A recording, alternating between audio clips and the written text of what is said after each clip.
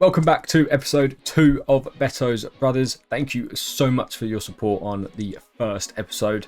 I really do appreciate all of that. So if you do enjoy episode number 2, make sure to hit that like button. And if there's anything you'd like to change, or if you've packed anyone insane, make sure to let me know in the comments below. We started off with this episode with loading up our, obviously, Ultimate Team screen. And this popped up. I will be perfectly honest with you, I thought I got banned. Literally straight away thought, that's it, we're banned already. Episode 2, we have to stop. But obviously when you look at it more, it was just telling you to be safe on your account. As it was Sunday yesterday, today we had our squad battle rewards. We only got 2 silver, 2 I believe that said. So we didn't have the best of rewards, but at the start of all Road to Glories, every little thing helps massively. We got ourselves an 84 Chris Smalling, which is not bad fodder. I don't think we'll ever start him, but he will help massively with future SBCs in the future. We then get ourselves another premium gold pack.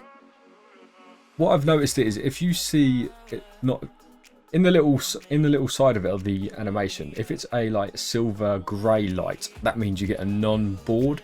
And if it's a bright gold light, that means you get like a gold rare player. Hopefully that makes a bit of sense.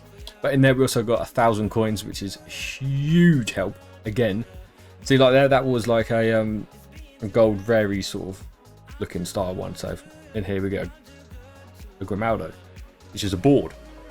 I don't know how to tell if it's a board or a walkout. I'm not sure about that one yet, but I'm sure over time we'll start figuring it out and we'll learn the noises and God knows what. So yeah, that was a nice little pack, that one. Got another board player. And a lot of those cards we can chuck into, hopefully, the Foundation SBCs. We got a preview pack. They're never normally too good preview packs, let's be honest. You've got to be one lucky person to get something good in those. One thing I did notice was this Ajax kit is worth 5,000 coins. I'm gonna get my head around that. Obviously, it's a nice kit, but 5k for a kit? Do a neck. So we're into our first game of the episode. I'll be completely honest, it's not the start we wanted because we get ourselves 1-0 down within 70 minutes. First half was incredibly boring. There was a lot of passing and a lot of crap passing and God knows what else. And then literally 3 minutes later, we go 2-0 down. This finesse sums up our game perfectly. It was horrendous. Could have been a better start to our Ultimate Team. But you know what? 2-0 loss means we're going to have to come back fighting hard for the next few games. We changed our club name because I don't know what our team was called, but it was some random name and that was throwing me off. That's why we lost, to be fair. That's exactly why we lost, because we didn't have our team name as Beto's Brothers. This was our second game. We had a full goal team. Looked like a beatable team in all fairness. Especially compared to some teams that we've played recently. This is a team we should beat. Nice quick bit of passing. Galeno hits the post and into the back of the net. Beautiful goal. This though, this on the other hand, this is what annoys me. Defending. I had him covered the whole time, yet he still gets through with just an outside the foot shot. Bang, it's in. Keepers don't seem to want to save anything, but obviously they didn't in FIFA 23 either, so there's nothing new there. We find ourselves through and goal straight away. Boom, 2-1. We then have ourselves a 45th minute free kick.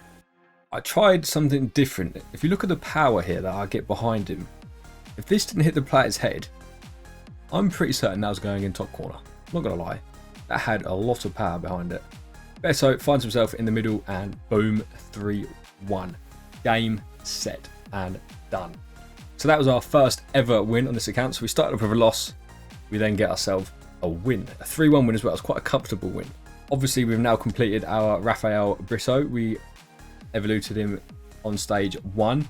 We then put him onto stage 2, or part 2, whatever you'd like to call it. He then has the chance to become an 84 rated centre mid. It's not a bad looking card if you ask me. It looks very, very nice. We have ourselves game number 3. In this one, we decided to change one of the settings in defending. So yeah, if you go all the way down to defending, change this to tactical defending instead of advanced defending. So basically, tactical defending is the same sort of defending as last year. If that makes sense. So it's a bit, there's no other new features. It's the same as everything was last year. So you kind of know what you're doing roughly. We find ourselves 1-0 down, but then Rafa instantly comes back and scores again. Rafa this weekend was brilliant.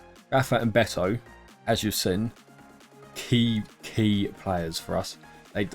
They carried us hard, like ridiculously hard. And these type of through balls like that into Rafa again, they're so satisfying when you pull them off. Like, I don't know if you've done the new De Bruyne card, but on our main account we've done that new De Bruyne card, and when you just do the through ball, it curls perfectly weighted. Oh, I don't know what it is, but it's bloody brilliant. We have our 4th game, and as you saw, he had Marcus Rashford.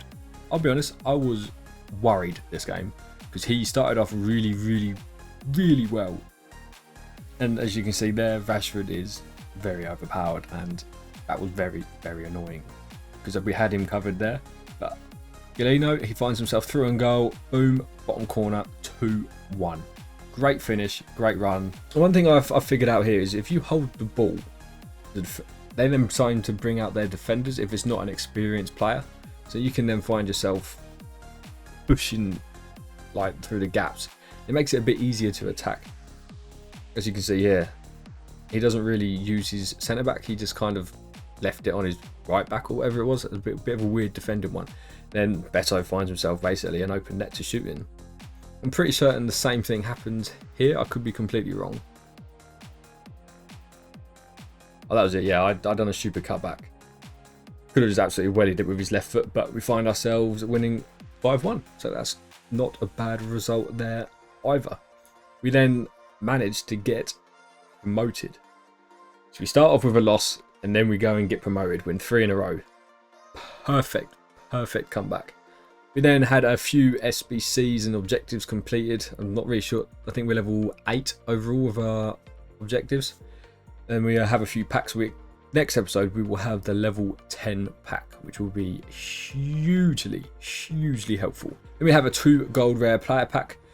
This one threw me off, I'll be honest, because you got a centre back, German, and then all the animation was weird, and I was a bit confused. I thought I had a team of the week, but it turns out it was just Ginter, rare gold. But the player behind this is very nice. Colo is a huge player to pull right at the end of the episode, which is crazy to have. Absolutely crazy. So that is the end of today's episode. Nice, short, sweet, and simple. If you did enjoy it, make sure to hit that like button. And in the next episode, we will play more rival games. We're going to have the moments like stars. We're going to have the 50k pack. Next episode is going to be a juicy episode. So make sure to tune in for that. So once again, I appreciate you watching this episode. I will see you guys tomorrow in the next one.